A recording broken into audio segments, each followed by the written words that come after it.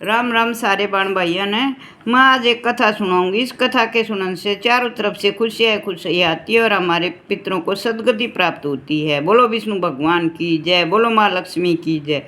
श्री नारायण जी बोले, हे लक्ष्मी, एक सोरठ देश था जिसके राजा का नाम खड़गवायु था। वह बड़ा धर्मात्मा था। उसके पास बहुत से हाथी थे, लेकिन उनमें एक हाथी बड़ा मस्त था जिसने सारे राज्य में धूम मचा रखी थी। वह किसी महावत को न अपने पास आने देता था, न किसी के काबू में आ रहा था, न अपने ऊपर चढ़ने देता था।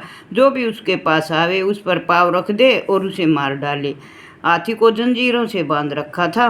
राजा ने देश परदेश से बहुत महावत बुलाए, लेकिन वह किसी को अपने पास नहीं आने देता था।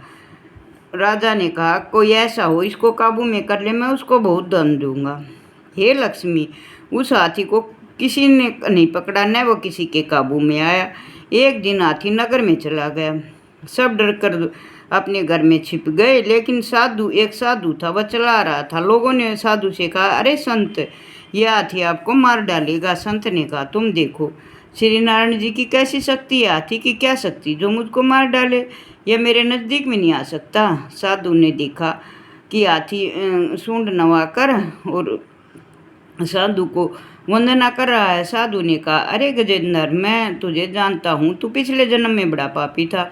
मैं तेरा उद्धार करूँगा, तू चिंता मत कर। हाथी बारंबार साधु के चरण छू रहा था और उसे नमस्कार कर रहा था।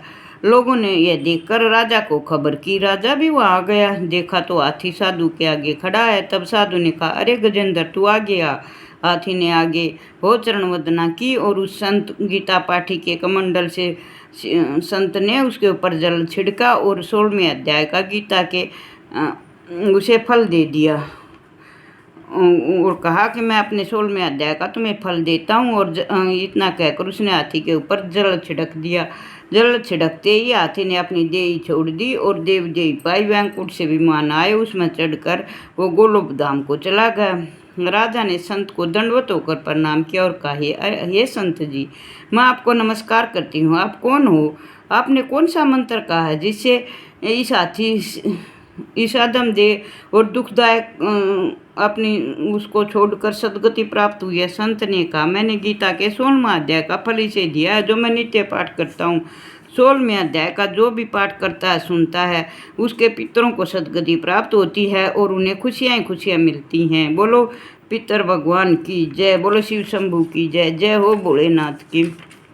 अब 16वां अध्याय सुनियो। श्री कृष्ण बोले, हे भारत, अब शुद्ध सतोगुणी होना, ज्ञान, योग, निष्ठा, दान, इंद्रिय दमन, यज्ञ करना, तप, सरलता, हिंसा, सत्य, क्रोध, त्याग, शांति, चुगली न करना, सब प्राणियों पर दया, तर्सना से बचना, कोमल स्वभाव, लज्जा, चपलता का त्याग, तेज, अक्षमा, घरती, पवित्रता, द्वेष रहित, अभिमान न करना, देवी संपत्ति के सम्मुख जन्म धरने वालों को यह सब गुण मिलते हैं। हे पार्थ, दंभ, दर्प, अभिमान, क्रोध, कटु भाषण और अज्ञान, ये सब आसुरी संपत्ति के सम्मुख जन्म लेने वालों को प्राप्त होते हैं। हे पांडव, देवी संपत्ति मोक्ष और आसुरी संपत्ति बंधन का कारण होती हैं। तुम शोक न करो, क्योंकि तुम उत्तम देवी संपत्ति के भोग में जन्मे हो। हे पार्थ, इस लोक में देव और असुर, ये 2 प्रकार के प्राणी उत्पन्न हुए हैं। देवी का विस्तार पूर्वक वर्णन कर चुके हैं।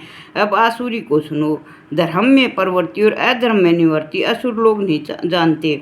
उनमें न सोच, न आचार, न सत्य ही है। वे संसार को असत्य, निराधार और अनश्वर कहते हैं। उनके मन में जगत की उत्पत्ति और काम से प्रेरित स्त्री पुरुषों के संभोग के अतिरिक्त कुछ नहीं है। मलिन आत्मा, अल्प बुद्धि, दारुण कर्म करने वाले इस संसार को नष्ट करने के हेतु पैदा होते हैं और दूषित काम के आश्रित होकर वे दम्भी, मानी और मद से युक्त पुरुष नीच कर्मों में प्रवृत्त होते हैं। वे मृत्यु पर्यंत चिंता से ग्रसित हैं। कामोपयोगी ही सब कुछ है उनके लिए। इसी से सर्वस्व मानते हैं, इसी को वे सर्वस्व मानते हैं।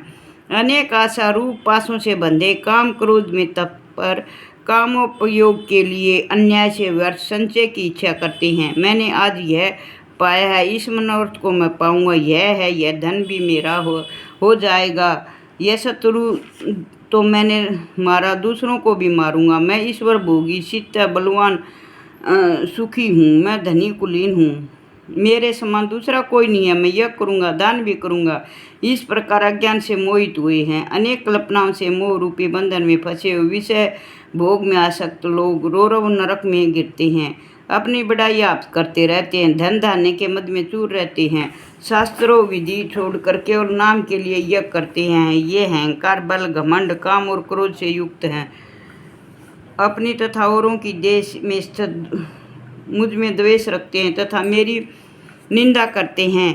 इन द्वेष करने वाले और क्रूर अधम पापियों को मैं संसार